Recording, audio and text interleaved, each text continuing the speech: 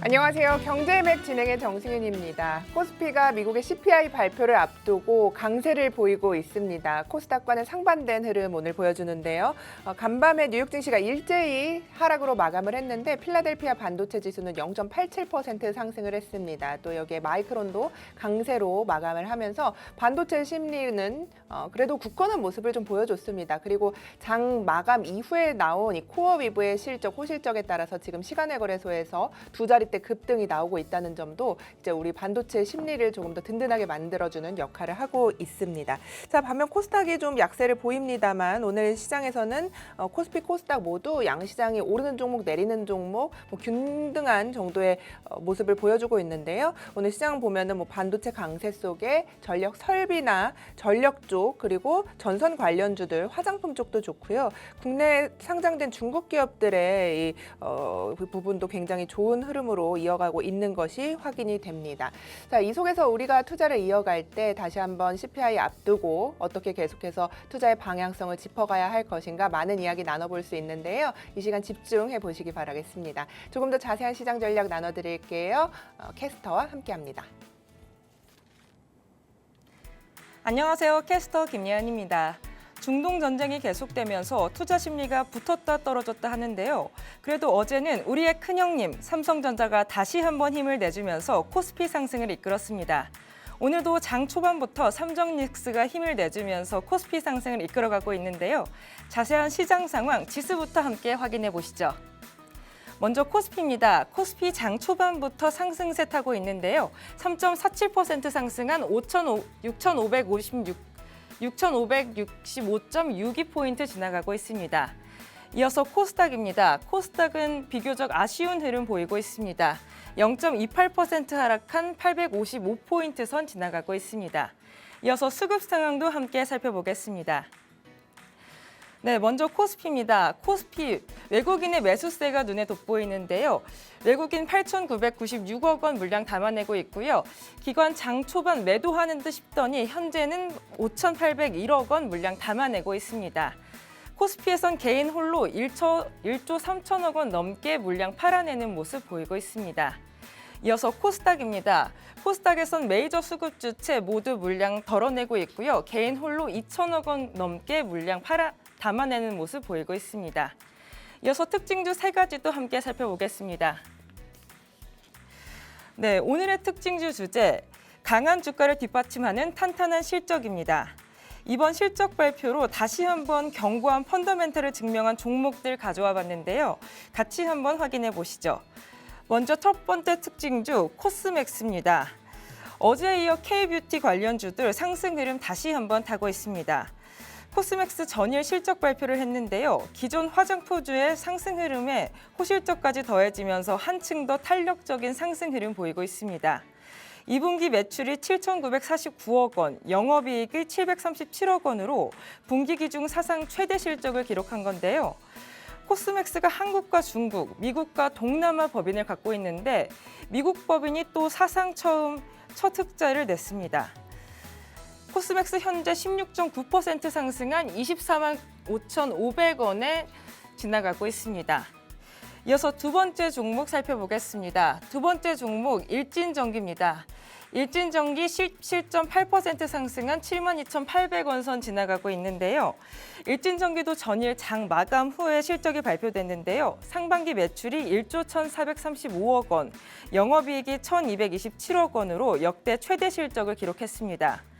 수익성이 높은 중전기 부문과 전선 사업이 고르게 성장한 게 매출 증가에 도움이 된 것으로 보입니다. 여기에 앞으로 실적을 예측할 수 있는 수주 잔고도 3조 원 가까이 나오면서 긍정적인 평가를 받아냈습니다.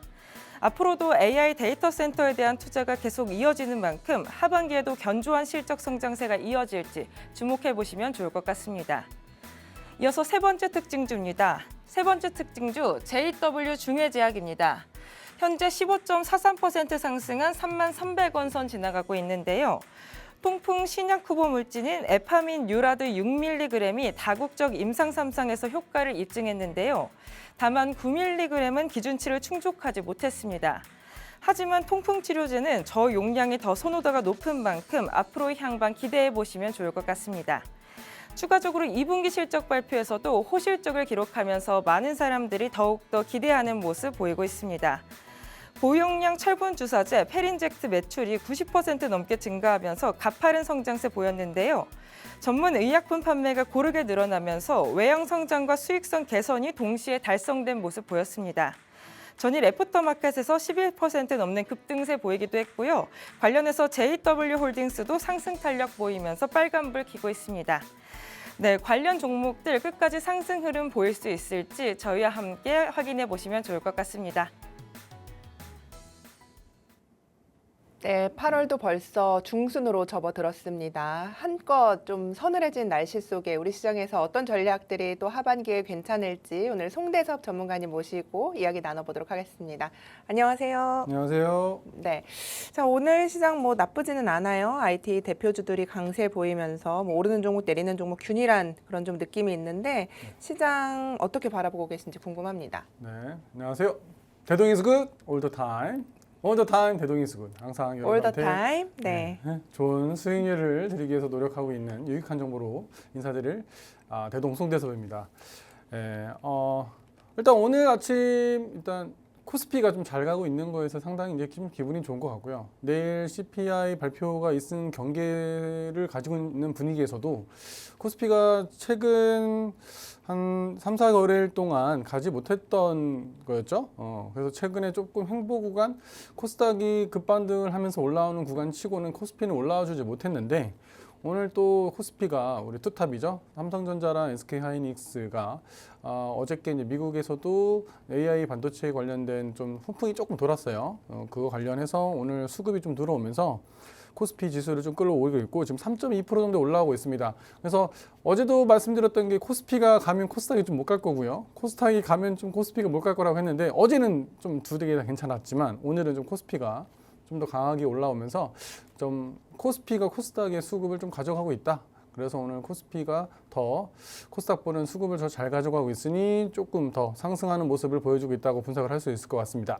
네, 좋습니다. 말씀하신 것처럼 이제 대형주들이 잘 가면서 코스피가 6,500포인트를 회복하는 흐름 보여주는데요. 삼성전자나 뭐 SK하이닉스, 오늘은 또 LG전자가 지금 이 시간 13%까지 시세를 내고 있는 부분까지 좀 확인이 됩니다. 그래서 이런 속에서 우리가 투자를 좀 어떻게 이어가야 할지 고민이 됩니다만 이렇게 반도체 쪽으로 다시 한번 시장이 지금 맥이 쏠리고 있어요. 그런데 LG전자 아침에 왜 오르는지 제가 여러 기사를 좀 보다 보니까 그런 기사들이 있더라고요. 일부 그 투자자들 사이에서 이제 LG전자까지 강세를 보이면 시장이 조금 뭐랄까요, 상승의 말미에 끝에 서 있는 것이 아니냐 이런 우려가 나온다. 그러니까 시장 심리가 아직도 여전히 뭐 이 강세가 계속될 것이다라는 데 불안감이 좀 있는 것 같아요. 그래서 좀 LG전자에 대한 지금 이 상승을 좀 어떻게 판단하고 계신지도 좀 궁금한데요. 제가 지난주 금요일 날 나갔던 탑픽 종목이 LG전자였어요. 오. 네, 제가 지난주 금요일 날 코오롱인더랑 예. LG전자가 지난주 금요일 제가 탑픽 종목이었거든요. 히든 종목은 제가 지금 공개를 안 하고 있고요. 일단 LG전자를 제가 가져온 이유가 있었겠죠. LG전자 여러분 제가 어떤 걸로 소개를 드렸냐면 LG전자가 가전으로서는 최고잖아요. 지금 LG전자가 좀 주목을 받는 게 사실 가전 제품 중에서도 냉각 기술이거든요. 액침 냉각해서 이제 데이터 센터라든지 이런 쪽으로 결국에는 발열을 잡을 수 있는 이 냉각 기술인데 결국 여러분 잘 아시다시피 LG가 잘하는 게 가전인데 가전 중에서도 잘하는 것도 뭐 세탁기도 있지만 에어컨도 있거든요. 또 에어컨 하면 또 삼성보다 저는 LG전자가 도와서 다 제가 일하는 것도 다 LG전자긴 한데 그만큼 LG전자가 이 액침 냉각과 데이터 센터에 들어가는 발열 부분 이런 냉각 기술, 칠러에 대한 기술을 이미 가지고 있는 거고 그리고 이거에 대한 수주가 이번에 실적에서 좀 나왔어요. 그리고 LG전자 수주가 이번에 실적이 잘 나왔잖아요. 그러니까 LG전자가 올라갔으니 이제 뭐 끝물이다. 저는 그렇게 생각하지 않고 LG전자도 이제 좀 가야 된다. 지금 유럽이 엄청나게 더웠죠. 유럽 엄청나게 더워서 유럽은 에어컨 하나 다는데 여러분 뻥이 아니고 한 3천에서 4천만 원 들어요. 엄청 비싸요. 그래서 그 유럽 애들이 프랑스, 영국 애들이 또 친환경 문제도 있어서 에어컨을 못 다는 실정인데 계속 더워지니까 에어컨 수요가 늘어나고 있는데 뭐 지금 가전용 냉장만기를 떠나서 일단은 공업시설이나 공공시설에서 LG전자에 대한 수요가 늘어나고 있다. 그만큼 지금 데이터 센터의 냉각과 이런 액침 냉각의 기술, 칠러의 기술이 조금 부합이 되고 그거에 대한 테마성으로 저는 LG전자가 간다라고 보거든요. 그래서 오늘 LG전자가 간다는 거에 대해서 저는 좀 상당히 기분이 좋고요. 예, 그래서 지금 뭐 어떤 LG전자가 가서 이제 시장이 이제 끝이 아니라 LG전자 좀 조정 많이 받았어요. 그래서 지금은 좀 더 갈 수 있는 시장. 그래서 LG전자도 가야 할 때다라고 생각을 합니다. 지금 다른 원래 있던 가전보다 또 다른 성장성을 가져갈 수 있는 영역을 가지고 있기 때문에 당연한 거라 생각을 합니다.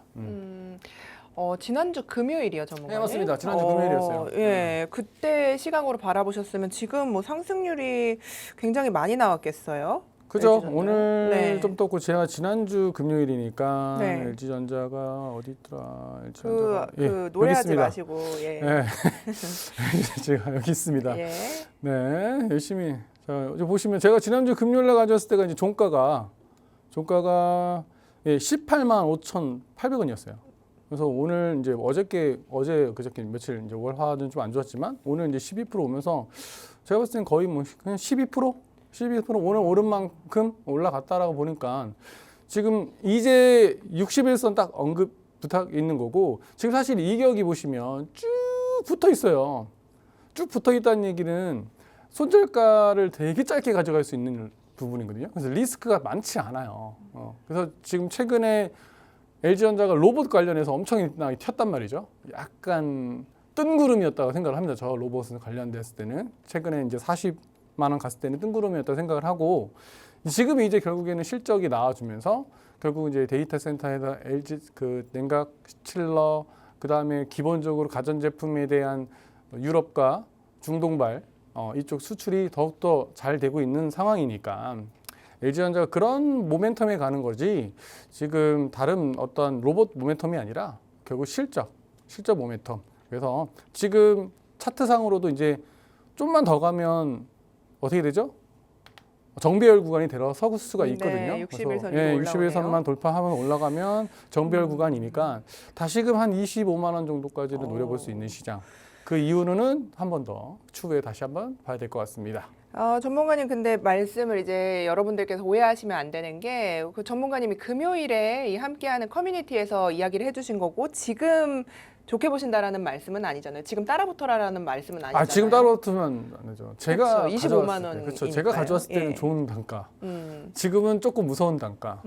솔직히 LG전자가 약간 뭐가 있냐면 탁 튀다가 쫙 빠지는 경우가 있어요. 차트만 봐도 그래요. 네, 차트만 봐도 어려운 종목이고 사실 LG전자 좀 무겁거든요. 다른 종목보다 좀 많이 무겁고 갈 때 좀 잘 못 가고 튀었다가 다시 오는 거예요. 지금 이 자리에서 13% 지금 왔다 갔다 하고 있는데요. 지금 추격 매수 하기보다는 들어간다면 오늘 종가 분위기 보고 들어가셔야겠죠. 오늘 네. 종가. 오늘 종가 많이 밀릴 수도 있어요. 왜냐하면 CPI 경계로 인해서 오늘 후반에 조금 우리 시장이 더 밀릴 수 있는 상황이 있거든요. 충분히. 그런 분위기 봐서 여러분들이 들어갔으면 좋겠고 그런 매수 같은 거 어떤 타점을 가져가야 되는지는 제가 좀 알고 있으니까 공부방으로 두시면 될 것 같습니다. 네, 좋습니다. 자, 지금 오늘 박장 특징주로 LG전자를 이렇게 좀 선정을 해봤는데 두 자릿대 상승률 나오고 있습니다. 지난주 금요일 송대섭 전문가님께서 함께하는 커뮤니티에서 이런 의견들 주셨다고 하니까요. 여러분들도 지금 이 시장 속에서 옥석 가리기 조금 어려우시다면 송대섭 전문가님의 이야기 들어보시면서 조금 더 나은 투자 방향성 잡아가시기 바라겠습니다. 자, 그럼 우리는 오늘 시장 속으로 들어가서 조금 더 자세한 이야기 나눠보도록 하겠습니다.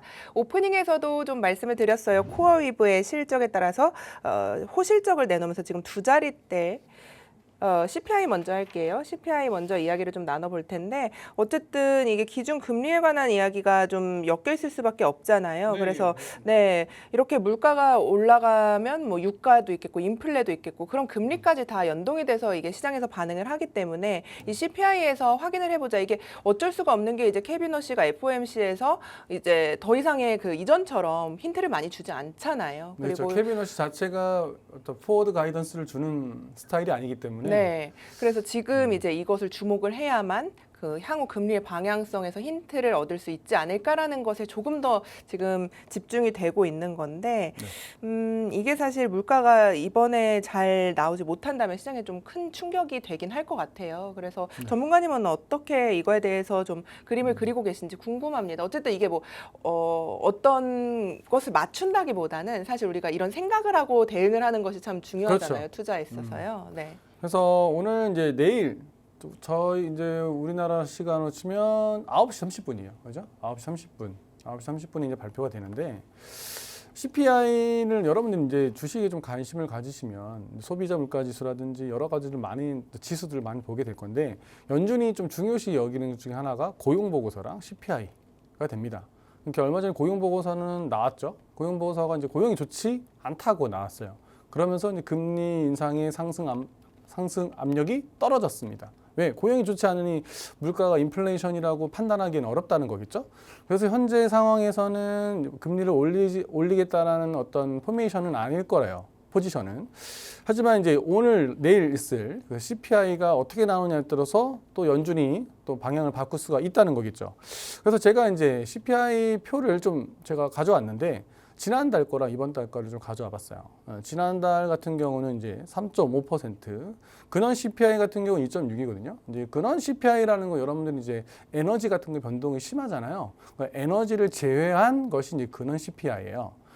즉, 근원 CPI가 만약에 높아진다. 그렇다는 얘기는 오일 에너지 쪽 빼고도 물가가 올라갔다고 판단을 할 수가 있는 거였죠. 그래서 지난달 같은 경우는 사실은 여러분 잘 아시지만 원유가가 좀 떨어졌어요. 그죠? 원유가가 대략 한 몇 프로였죠? 12% 정도 전에보다 떨어졌던 구간이어서 그 오일의 하방 압력에 인해서 CPI가 조금 덜 나왔던 부분도 있었고 거의 뭐 가이던스에 비슷하게 갔던 부분이 있었습니다. 그래서 6월 확정치를 보시면 근원 CPI 2.6이었고 헤드라인보다 결국은 0.4% 떨어졌어요. 그러니까 3.9가 예상치였는데 3.5가 확정치가 됐다는 얘기가 결국은 오일가가 떨어지면서 헤드라인 CPI가 적게 나온 거거든요. 그다음에 근원 CPI는 그냥 거의 대등하게 나왔습니다. 그래서 밑에 보시면 에너지 가격이 전체적으로 하방을 압력을 가면서 이제 물가가 어느 정도 안정이 되고 있다는 게 6월의 평가였어요. 그러면 이제 지금은 8월이지만 이제 7월 평가가 나오는 거잖아요. 7월에 또 어떻죠? 또 이제 호르무즈 해협 관련을 해서 원유가가 어떻게 됐습니까? 상승을 했어요. 그렇다면 이제 근원 CPI가 지금 2.5 정도를 예상을 하고 있는데 에너지 가격을 빼고 말씀을 드린 거겠죠. 만약에 이제 근원 CPI가 예상치랑 부합이 되면 오일가가 조금 올라긴 했지만 오일가를 제외하고는 전체적인 미국 내 소비자 지수는 어때요? 물가가 오르고 있지 않다라고 판단을 할 수 있다는 겁니다. 그래서 근원 CPI, 헤드라인 CPI 같이 보셔야겠죠. 그래서 지금 예상치는 헤드라인 3.4, 3.5 정도. 그러니까 3.4나 3.5 정도가 오면 큰 충격은 없을 거예요. 예상치니까. 하지만 이제 3.6이, 3.7이 나와버리면 당연히 시장이 좀 충격을 줄 수 있을 거라 생각을 하고요. 근원 CPI도 마찬가지로 0.2 정도의 예상치가 나오고는 있어요. 하지만 이게 뭐 정확하게 제가 이렇다라고 말씀을 드릴 수 없는 예상치인 거니까 우린 여기에 초점을 맞춰서 대응에 대한 어떤 전략을 짜야 되는 거겠죠. 그리고 에너지 가격은 당연히 이제 상승 전환 가능성이 있습니다. 그런데 이제 미국에서 지금 최근에 고용 보고서가 좋지 않았다는 얘기가 일단은 어떻게 보면 금리 인상의 상승의 압력을 줄일 수 있었다라고 말씀드렸어요. 고용 보고서가 좋지 않았으니 CPI가 어느 정도 약간의 예상치보다 0.12% 올라간다 치더라도 금리 인상의 기조로서 완전히 받아들이기는 사실은 어렵다. 라고 저는 판단을 하거든요. 그래서 0.12% 정도는 충분히 시장의 충격은 약간은 있을 수 있겠지만 예전처럼 많은 충격을 주지 않을 거다. 하지만 예상치를 좀 많이 넘어가는 순간이 돼버리면 결국은 채권금리가 먼저 올라가겠죠. 채권금리가 올라가게 돼버리면 결국은 시장이 이제 인플레이션을 받아들일 수밖에 없어요.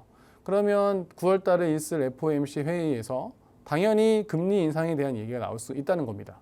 지금 미국 금리가 우리나라 금리보다 높으신 건 아시죠? 그래서 미국이 상당히 고금리이기는 해요. 3.5에서 3.75% 정도 되는 거 있으니까. 근데 이게 예전에는 크게 문제가 되지 않았지만 항상 어제도 말씀드렸던 건데 이제 빅테크들이 잉여 현금 흐름표가 좋지 않다 보니 돈을 계속적으로 차입을 하다는 거죠. 오늘도 인텔이 어제보다 좀 더 확장치로 유상증자를 했죠. 그만큼 쏟아부을 돈이 많이 필요한 거고 결국은 이거를 금융채로서 가져간다는 거겠죠. 그런 부분에서 만약에 금리가 상승 압력을 가져가게 되면 결국은 빅테크들한테 큰 문제가 될 수 있으니 이것이 시장에 대한 폭락을 가져다 줄 수도 있다는 거겠죠. 그 다음에 AI 수요에 대한 가이던스, 즉 AI 캐펙스를 만약에 이런 상황이 되면 빅테크들이 어떻게 되죠? 우리가 좀 더 캐펙스를 줄일 수 있다는 가이던스가 나올 수도 있다는 거예요. 왜? 자신네들이 어떤 금융이자를 많이 내거나 재무적으로 조금 건전성이 좀 힘들어질 수 있으면 그렇죠? 줄일 수 있는 부분이 충분히 있으니까 그런 것까지 우리가 생각을 하면서 가야 되는 거겠죠. 그래서 마지막 체크 포인트를 보시면 그런 식으로 2점을 넘으면 금리나 기대 후퇴로서 성장주, 즉 기술주겠죠. 나스닥이라든지 우리나라 반도체 소부장들이 죄송합니다. 후퇴가 되고 성장들이 좀 안 좋을 수 있고 예상대로 나오면 유가발 일시적인 노이즈로 우리가 해석을 할 수 있다. 그래서 반도체라든지 기술주, 소부장주에서는 우호적일 수 있다. 그래서 내일 나오는 CPI가 그래서 저희가 주목을 하는 이유인 거고 여러분들이 그것에서 오늘 오후장에는 좀 경계심에 있어서 시장이 초반보다는 좀 밀릴 수 있다는 것도 감안하시면 좋을 것 같습니다. 네, 좋습니다. CPI 발표가 이번에 무엇보다 중요하다 이야기를 좀 해주셨는데 어쨌든 전문가님 이제 지정 확정 리스크가 이렇게 크게 다시 한번 불거지다 보니까 유가에 대한 것도 있고 유가가 높아지면 또 물가가 높아지고 그렇죠. 물가가 높아지면 인플레 여기다 또 금리 이렇게 네. 이어지는 사이클이잖아요, 사실. 맞습니다. 그런데 사실 이게 지금 확인되지 않더라도 뭐랄까요? 올해 막판으로 갈수록 이게 좀 실적이나 이런 거 좀 상쇄할 만한 그런 물가 지표가 나온다면 사실 금리에 대한 우려감이 높아질 수밖에 없는 상황들이 나오긴 할 것 같아요. 네. 그래서 전문가님이 보실 때는 올해 하반기에 어쨌든 우리 시장에 10,000포인트 이렇게 좋게 보는 시각도 참 많습니다만 이것에 대한 것들을 어떻게 좀 생각을 하면서 나아가야 할지 지금 이 상황이 다시 한번 이제 뭐랄까요? 트럼프가 지정학적 리스크를 막 부각시키고 있잖아요. 네. 그래서 이제 끝날 줄 알았는데 끝나지 않으면서 네. 이런 생각들을 좀 어떻게 정리해 보면 좋을지도 궁금해요. 네, 일단은 미국의 트럼프가 상당한 리스크죠. 그렇죠. 네. 예. 트럼프 대통령이 상당한 리스크고 결국 지정학적 리스크가 생각보다 너무 질질 끌어지고 있기는 해요. 지금 이란이 이제 급할 게 없어지는 상황이에요. 지금 뭐 자금 동결도 풀어달라, 호르무즈 해협을 개방하기 위해서는 너희들이 핵도 좀 인정해줘야 된다. 이런 분위기가 나가고 있는 상태고 트럼프 같은 경우는 지금 11월 중간 선거가 있기 때문에 어쨌든 빨리 이것을 해결해야 되는 어떤 목적성을 가지고 있는 거죠.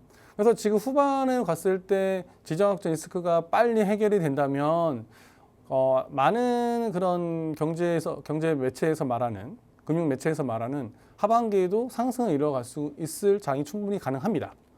그런데 아직 그때까지 하반기가 9월달, 10월달이 넘어가서까지도 호르무즈 해협이 계속 문제가 되고 지정학적 리스크로 인해서 유가가 계속 변동성이 있다면 결국은 시장도 사실은 지칠 수가 있거든요. 기대 심리가 점점 떨어지니까 그거에 의해서 약간 시장도 후퇴할 수 있다는 것도 우리는 좀 생각을 해봐야 될 것 같아요.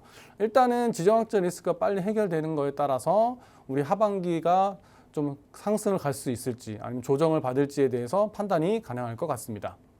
네, 좋습니다. 여러분들께서도 이 생각에 조금은 정리를 하시면서 하반기 투자를 계속해서 이어가시면 좋겠다는 입장에서 이런 이야기 정리해봤습니다. 자, 하단에 있는 송대섭 전문가님 커뮤니티 방에서는 이런 이야기 조금 더 심도 있게 나눠보실 수 있고 편하게 여러분의 투자 이야기 나누실 수 있으니까요. 이런 부분도 참고해보시기 바라겠습니다. 자, 그럼 우리는 다음 이야기로 넘어가서 맥점 두 번째 짚어보도록 하겠습니다. 앞서 이야기를 좀 해드렸는데 코어웨이브의 어닝이에요. 어닝 서프라이즈가 나왔는데 매출이 112%, 수주 잔고가 근데 중요해요. 250%가 폭등했다고 하는데 이게 기사 기준으로는 지금 15% 정도 상승했다라고 하는데 제가 들어가서 보니까 18% 정도 올랐더라고요. 지금 코어웨이브가. 그래서 슈퍼마이크로도 순이익이 500%나 증가했다. 이런 이야기가 나오고 있는 상황인데 AI로 사실 이게 숫자로 증명되는 것이 많은 투자자들이 기다렸던 이슈잖아요. 맞습니다. 이제 이걸로 돈을 벌 수 있다는 것, 수주 잔고가 계속해서 이게 사이클이 아니라는 점을 시장에서 다시 한번 상기시켜주는 이슈가 나온 건데 여기에 대한 투자 아이디어는 좀 어떻게 가져갈까요? 일단 결국에는 빅테크들이 이렇게 어닝 잭팟이 나온다. 그러니까 사실은 가장 반도체 쪽으로 많은 투자를 하고 있고 반도체 시장을 좋게 보시는 분들한테는 호재가 될 수 있는 거겠죠. 결국 AI 수요, AI 서버 관련해서 수요가 늘어난다는 것은 결국은 뭐죠? GPU를 많이 필요한다는 거예요. AI 서버에는 GPU가 들어가야 되는 거거든요. 그러니까 많은 빅테크들이 GPU 수요를 자신들이 가져올 수 없으니 공급이 부족하니 자신들의 칩을 만드는 이유이기도 합니다. 결국에는 이제 AI 서버 GPU 증가, 각 빅테크들의 자신들의 칩을 만들어내는 이유, 그리고 그것은 결국 뭘 가져오죠? HBM 반도체에 대한 수요를 확장시키는 거란 말이죠. 결국 AI 서버 관련 부분이 HBM 반도체로 수요로 가고, HBM 반도체에 대한 수요는 결국 소부장주, 그죠? 반도체 소부장주와 이 밸류 체인에 대한 수요도 더 가져온다는 것을 증명해 주는 거라 저는 생각을 합니다. 그렇기 때문에 한동안 AI에 대한 어떤 회의론적인 분위기가 좀 있었다면 저는 그거는 지금은 아닌 것 같아요. 하지만 내년은 좀 분위기가 달라지죠. 내년과 내후년부터는 결국에는 이런 수요나 캐펙스가 줄어든다는 것은 이미 예상을 나오고 있는 상황이에요. 그래서 지금 당장으로서는 수요가 실적으로 나와주고 있으니 우리의 기존에 갖고 있던 기대 심리가 부응이 되는 거고, 하지만 내년으로 갈수록은 그 전망치를 조금씩 낮아질 거란 말이죠. 근데 그때 가서는 AI 쪽보다는 또 다른 쪽으로 우리가 눈을 돌릴 필요도 있다는 겁니다. 현재로서 이 AI 수요에 대한 것은 결국 우리가 가고자 하는 AI 쪽 방향에 대해서는 어떤 힘을 실어줄 수 있는 좋은 기사라고 저는 생각을 합니다. 네, 좋습니다. 힘을 실어줄 수 있는 좋은 이슈가 나온 것이다. AI 밸류체인의 이야기를 좀 해주셨는데, 반도체 말씀하신 것처럼 오늘 반도체 대표주들을 비롯해서 소부장에도 강세 보이는 부분, 전선, 전력 관련주까지 굉장히 좋은 흐름 이어지고 있습니다. S7 기업들도 오늘 모두 다 강세네요. 지금 5%, 7% 모두 다 강세 보이고 있는 상황에서 우리가 지금 볼만한 종목들 또 어떤 게 있는지 한번 생각을 좀 해볼게요. 지금 어떤 종목을 잡아야 한다, 반도체에서라면 아이디어가 있으세요? 사실 맞는 얘기인지 모르겠습니다. 왜냐하면 또 네. 코스닥을 가다가 오늘 또 이렇게 대형주가 가다 보니까 그렇죠. 전문가님 생각 어떠신지 궁금해요. 일단은 예. 결국은 서버니까 서버 쪽으로 이제 후공정이라든지 패키징, 그리고 사실은 오늘 이 삼성전자, SK 하이닉스 간 이유도 뭘까요? 결국은 제가 봤을 때는 AI 수요 오늘 슈퍼컴이랑 그죠? 이쪽에 어떤 어닝 재팟이 나옴으로써 결국에는 HBM 반도체로 늘어날 수밖에 없다라는 걸 보여주는 게 결국엔 투탑이 오늘 올라가는 거잖아요. 그래서 삼성전자와 SK 하이닉스가 오늘 6%대, 5%대 올라가 주는 거. 즉 이제 결국에 HBM 반도체에 가장 큰 영향을 가지고 있는 삼성전자가 가고 있는 거고, 그 뒤에서 본다면 저는 한미 반도체 정도 볼 것 같아요. 한미 반도체, HBM 반도체 결국에는 이쪽에 후공정이죠. 후공정 관련해서 이제 패키징으로 간다고 치면 HBM 반도체, 그러니까 SK 하이닉스와 삼성전자에 대한 어떤 수요를 또 바로 받을 수 있는 게 반도체 장비주에서는 한미 반도체거든요. 그래서 한미 반도체를 여러분들이 좀 좋게 보셔도 저는 좋을 것 같고요. 한미 반도체 아직 뭔가 시장 그 차트적으로 튀어오른 모습은 없어요. 그렇죠? 최근에 많은 조정을 받았습니다. 최고점이 42만 6천 원이었는데 지금 최저점 14만 8,800원을 찍고 21만 원 구간이니까 대략 몇 프로 올랐죠? 한 50%면 7만 원. 50% 좀 안 올랐죠? 최저점에서. 그래서 이 정도에서 지금 이제 횡보하는 구간인데, 여기서도 마찬가지로 차트를 보시면 5일선, 11선, 21선 붙어 있고 61선, 120선 하회 구간입니다. 121선까지는 아직 올라가려면 좀 멀리 걸리겠지만 61선까지는 좀 빠르게 치고 올라갈 수도 있는 거거든요. 한미 반도체가 한번 올리면 쫙 올려요. 차트 보시면 알겠지만 한미 반도체가 한번 올리게 되면 좀 무섭게 올리는 약간 좀 끼를 부리는 놈이라서, 이런 한미 반도체가 지금 상당히 저가의 매력이 있는 종목이라 보고 한미 반도체를 한번 여러분들 눈여겨 보시면 좋을 것 같고, 저희 또 커뮤니티에서는 이미 한미 반도체를 가지고 있는 종목이어서 지금도 수익 중이라는 거 기억하시면 좋겠습니다. 한미 반도체 얼마에 공략하셨어요, 전문가님? 저희는 약간 다르긴 한데 네, 최근에 들어오신 분은 20만 5천 원, 20만 5천 원. 예전에 가지고 계신 분들은 18만 6천 원입니다. 17만 17만 6천 원 가지신 분 이때 잡았거든요. 네, 이날 27만 5천 원에 제가 라이브 장방에 라이브 때 네. 라이브 방송 때 정확하게 뭐라고 해드렸냐면 여러분 61선입니다. 27만 5천 원에 다 걸어 놓으십시오 해서 1차 매도가 다 걸었어요. 그날 딱 27만 5천 원 찍었습니다. 기분 좋으셨겠어요. 그럼요. 기분 좋죠. 예. 예. 수익 실현 당연히 이날 기분 하신 좋죠. 거잖아요. 예. 7월 15일. 약간 예. 선물하듯이 선물 거래하듯이 예. 예. 가끔 할 때가 있습니다. 단일 레버리지도 약간 선물 거래하듯이 한 적이 좀 몇 번 있어요. 근데 조심해야 되는 부분이지만 그런 것처럼 이제 같이 제가 또 나눠드릴 수 있는 부분들이 정보를 드릴 수 있는 거고 할 수 있으니 공방에 오시면 한번 같이 보시면 좋을 것 같고 아까 전에 말씀하신 것처럼 LG전자도 제가 지난주 저녁 8시 톡톡한 주선생에서 탑픽 종목으로 핏대를 올리면서 말씀드렸던 종목이었어요. 다들 약간 뭐였냐면 LG를 왜? 라는 표정이었거든요. 제가 카카오를 가져갔을 때도 카카오를 왜? LG를 왜? 하지만 결국 어떻죠? 예, 지금 성과로서 실적으로서 퍼센트지로서 수익률로서 지금 보여드리고 있습니다. 네, 좋습니다. 자, 지금 한미반도체까지 이렇게 좀 맥점을 짚어봤는데요. 다른 종목도 있으세요? 그 한 종목 더 보면 좋을 것 같아요. 한미반도체도 어쨌든 오늘 그렇게까지 말씀하신 것처럼 뭐 4% 정도 수익이 나고 있거든요. 그래서 지금 오늘도 괜찮다는 말씀이신 거잖아요. 뭐 괜찮죠. 예. 지금 괜찮죠. 예. 그리고 하나 더 보신 건 테크윙 정도. 테크윙이요. 테크윙도 이제 반도체죠. 반도체 이제 후공정 또 이제 프로브 카드를 쓰는 데인데 이제 테크윙 같은 경우도 삼성전자와 SK하이닉스에 모두 납품을 하는 종목입니다. 그렇죠? 차트가 다 그리고 비슷하네요. 예, 비슷해요. 그런데 이제 지금 테크윙이 하나 또 중요한 이슈가 하나 있죠. 그 마이크론이에요. 마이크론한테 지금 이제 테스트를 받고 있는 중이고 거기에 대해서 정확한 테스트가 끝난 후에 이제 오퍼가 나오면 수주가 나올 수가 있어요. 그렇게 되면 전 세계에서 반도체 빅3죠. SK하이닉스, 삼성전자, 마이크론 이 빅3의 모두를 납품하는 세계 최초의 종목일 수 있다. 예. 그래서 제가 오늘 히든 종목을 고민을 엄청 했었어요. 예. 히든 종목을 엄청 고민한 게 바로 테크윙이에요. 그래서 테크윙을 지금 풀어드리는 겁니다. 예. 테크윙을 풀어드린 이유가 제가 오늘 히든 종목을 가져왔는데 너무 요즘에 반도체 위주로만 가고 있어서 반도체 요즘에 좀 D이신 분들 많으시거든요. 그런 분들한테 좀 환기성으로서 어떻게 좀 경기 방어와 지금 또 CPI 관련해서 이게 시장을 흔들 수 있을 때 좀 흔들리지 않을 수 있는 종목으로 가져온 거고 지금으로 보면 만약 AI 수요와 반도체 수요를 봤을 때는 현재로서는 테크윙도 여러분들이 눈여겨보시면 좋다. 지금 얘도 같은 경우도 이제 최저점 찍고 올라오고 있는 구간인데요. 아직까지 차트는 조금 전에 비슷하지만 얘는 어떻죠? 61선과 120선이 이격이 좀 가까워요. 그렇다는 얘기는 충분히 61, 120선까지는 튈 수가 있는 거거든요.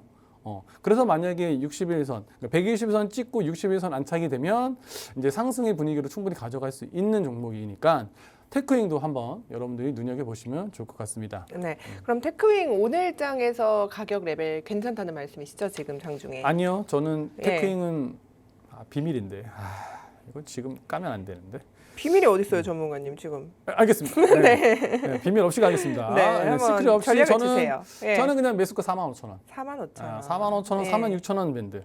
만약에 오늘 내일 다음 주까지 올라가서 5만 원을 찍는다.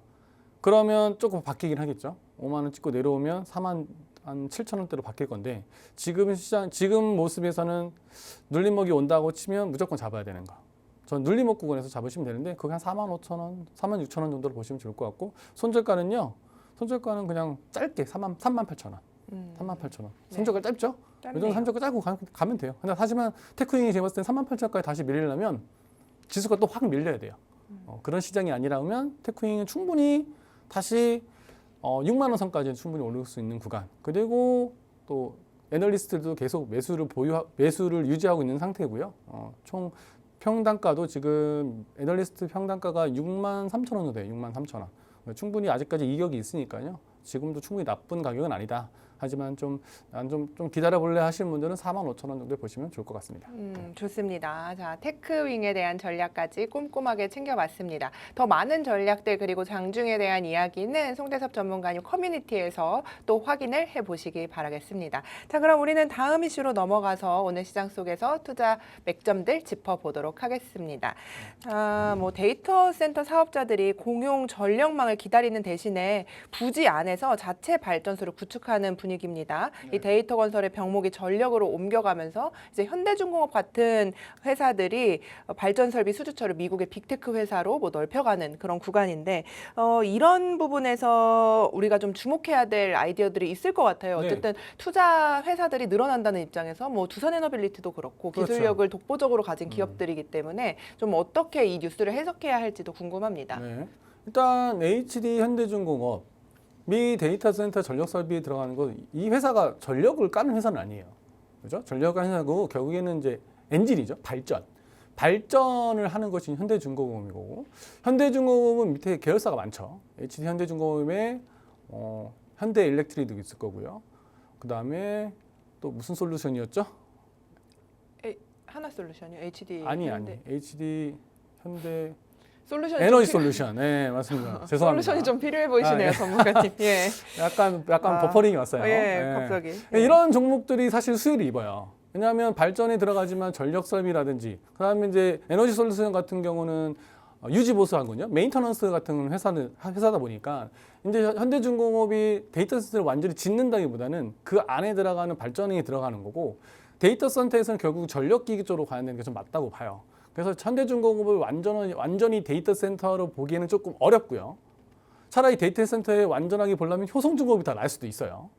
그래서 효성중공업이 좀 맞을 것 같고 그래서 이번 뉴스에서는 제가 봤을 때는 오히려 전력 설비주들이 많이 갔을 거라 생각이 듭니다. 예를 들어서 현대중공업이니까 현대중공업 산하의 현대일렉트릭이 좀 움직였을 거고요. 그 다음에 뭐 산일전기 같은 경우는 현대랑은 전혀 상관이 없거든요. 하지만 미국에서 지금 최근에 그러니까 고객사가 달라요. 현대일렉트릭은 대부분 현대 거잖아요. 당연히 현대 걸 받을 건데 산일전기 같은 경우는 미국에 있는 GE나 지벤스사의 거에 수주를 받는 사람, 고객사가 다르다는 얘기죠. 그만큼 지금 북미에서의 전력 데이터 센터가 워낙에 노후화되어 있는 상태니까 이거에 대해 교체 수요가 결국 있단 말이에요. 그래서 뭐 LS 일렉트릭도 결국은 수주를 받을 거라는 얘기가 많고 수주를 계속 받고 있고 수주한 걸 계속 받고 있죠. 그래서 산일전기 같은 경우도 최근에 수주가 나왔단 말이죠. 그래서 산일전기 같은 경우도 여러분들 눈여겨보시면 좋을 것 같고 그래서 현대중공업을 지금 현대중공업이니까 이게 들어가 있는 이게 아니라 현대중공업이 아니라 전력기기 쪽으로 우리가 눈여겨보셔야지 어떤 포인트가 맞다고 저는 생각을 합니다. 네. 그런데요. 그러면은 이게 그 전력과 조선의 약간 이 오묘한 지금 고리가 생긴 거잖아요. 사실 이게 조선으로 막 그렇게 쓸려갈 때보다 지금 하나의 모멘텀이 추가된 건데 이것에 대해서 이런 수주까지 생긴다는 것은 사실 기업의 굉장한 가치를 다시 한번 부여받을 수 있는 그런 이슈인 것 같은데 지금 HD 현대중공업의 주가 레벨에서 투자를 하는 건 좀 어떻게 바라보세요? 현대중공업이요? 예. 잠시만요. HD 현대중공업이 네. 지금 49만 6,500원입니다. 지금 최근에 많이 밀렸죠. 결국 이제 최근에 조선주 쪽으로는 좀 괜찮게 가는 게 하나오션? 네, 하나오션 나쁘지 않아요. 하나오션이 최근에 캐나다 수주 관련해서 밀렸죠.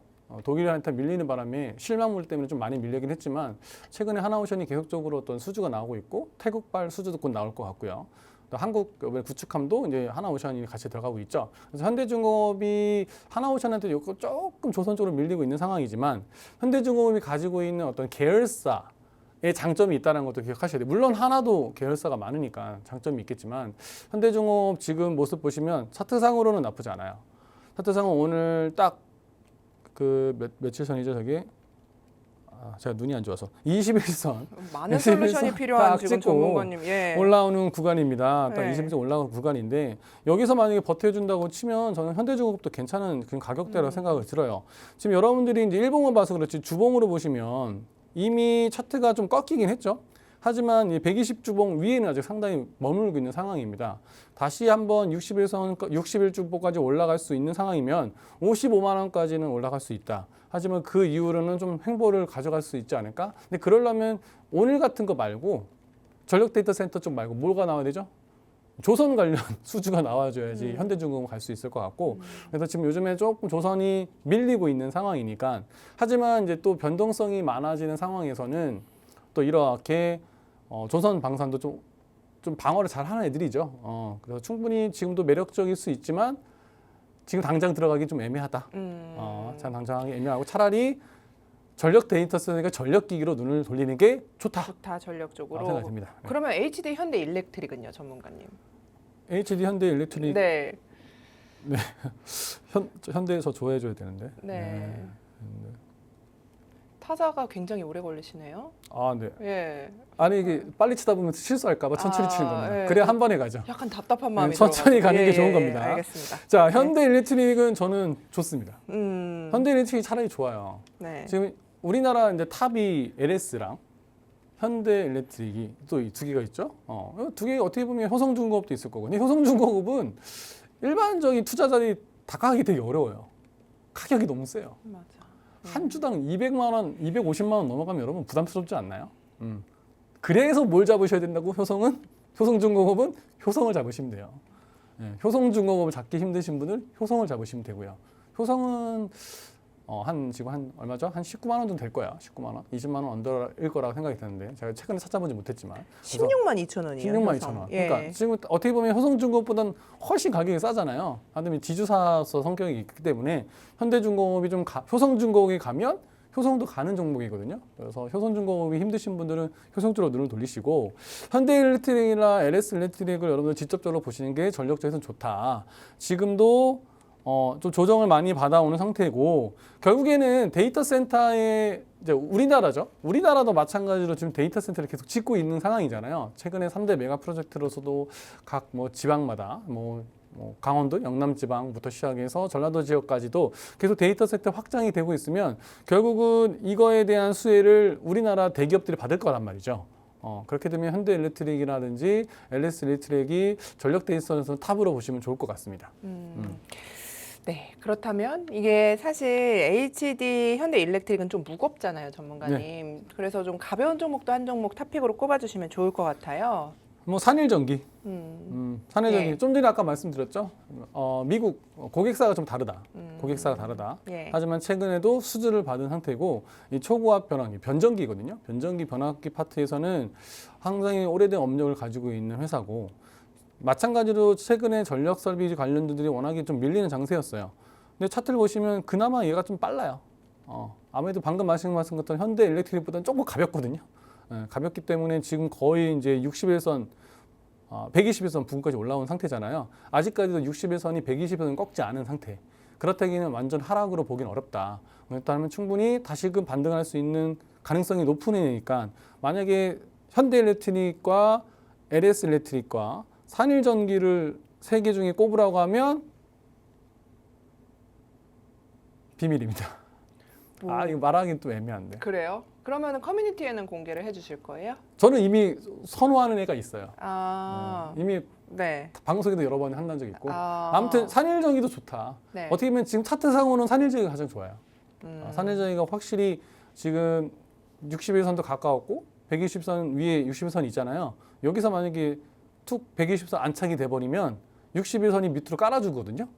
그렇게 되면 충분히 안정적으로 어떤 차트 흐름을 가져갈 수 있는 거니까 세 개 중에 차트로만 보시면 산일전기, 기술적으로 보면 산일전기가 좋다. 사실 비밀이라고 말씀은 하시는데 조금만 캐보면 비밀이 전혀 없으세요, 그렇죠? 네. 되게 순하시네요. 아니스트합니다. 네, 알겠습니다. 네, 자 전문가님 계속 이렇게 종목에 대한 이야기, 시장 전략들 이야기해주고 계신데요. 함께하는 커뮤니티에서는 조금 더 자세하게 편안하게 전략들 많이 받아보실 수 있으니까요. 참고해 보시기 바라겠습니다. 저희는 히든 종목 들고 돌아오도록 하겠습니다.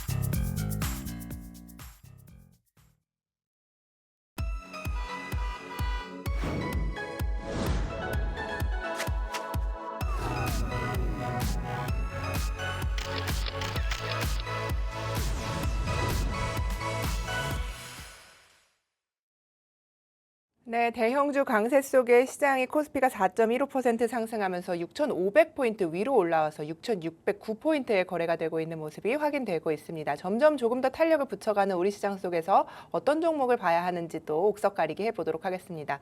대동이주굿 올더타임 전문가님, 네, 올더타임 좋은 종목 한번 선정해 주시겠어요? 네, 오늘 가져온 종목은 네. 일단 건설주입니다. 건설주. 건설주이고요.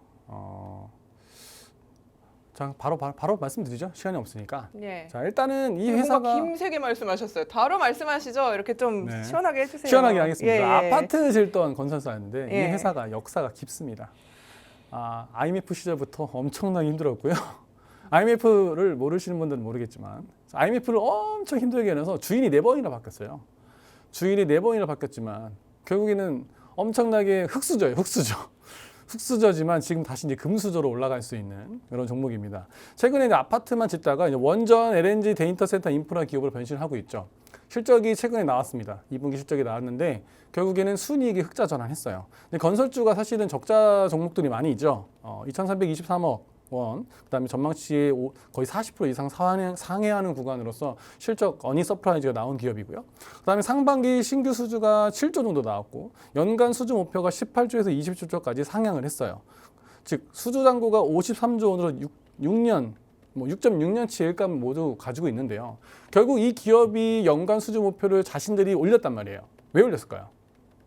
심심해서 올리진 않았을 거예요. 그죠? 그만큼 자신이 있는 거죠. 자신이 있는 거예요. 물론 우리나라에서 건설 관련해서 지금 수주를 많이 땄어요.